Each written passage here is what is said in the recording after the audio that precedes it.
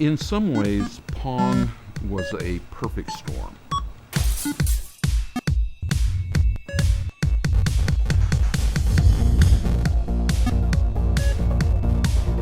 It was relatively inexpensive to build, fun to play. Nobody'd seen anything like it before. The thing just exploded. I think my first time playing an Atari game was when I was maybe 6, 7 years old, lining up to play the Lunar Lander. It was simple, it was fast, it was intense, it was just the fear of dying. You know, you dreaded that continue screen, right? It wasn't just something that you were consuming, it was suddenly something that you could play and be a part of. And I also think there was sort of a certain romance to these small groups of guys building these really cool interactive experiences. You know, the classic titles that we did, in many ways, were driven by the technology that we were developing. The early games were all raster scanned and pixelated, and you know, people say, well, Pong had a square ball, why didn't you make it round? I said, well, we couldn't. You know, it had taken another $20 worth of parts, and we thought a square ball was probably good enough.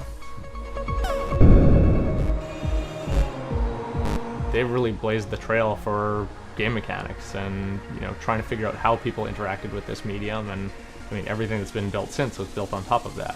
One of the challenges we at Atari have been faced with is how do you satisfy both the nostalgia of the classics as they were originally presented, and yet at the same time understand that we have many more powerful tools today in both software and hardware. From the very beginning, we were working with Microsoft and with Atari and starting to figure out, you know, what would a new arcade look like in an online space today. And so just a brainstorming around how we'd like to re-envision these things really played a huge role in how these games evolved and rolled out into HTML5.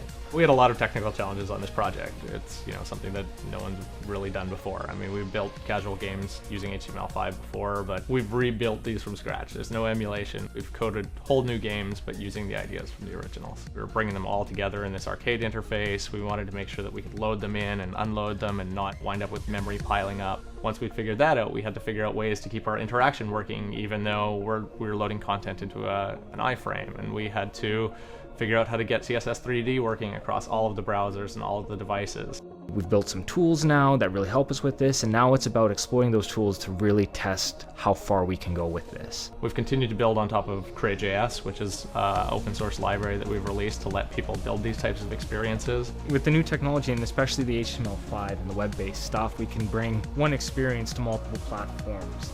But we've also built some new stuff. We came up with something called Toolkit for Create.js, which is a product that we've been developing with Adobe that lets us export animation and assets for these games. So it's really let us establish a nice workflow where our designers can do their work the way that they're comfortable with, and our developers can take those assets and integrate them.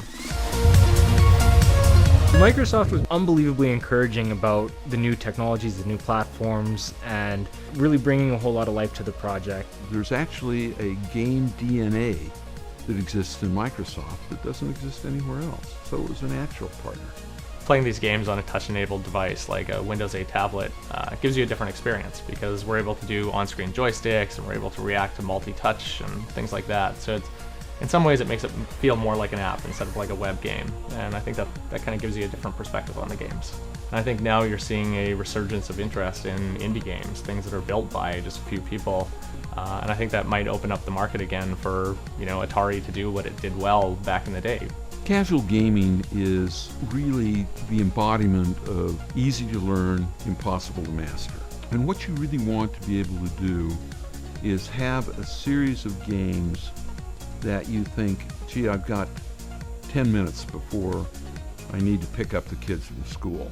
And of course, an hour later, the kids are waiting on the curb.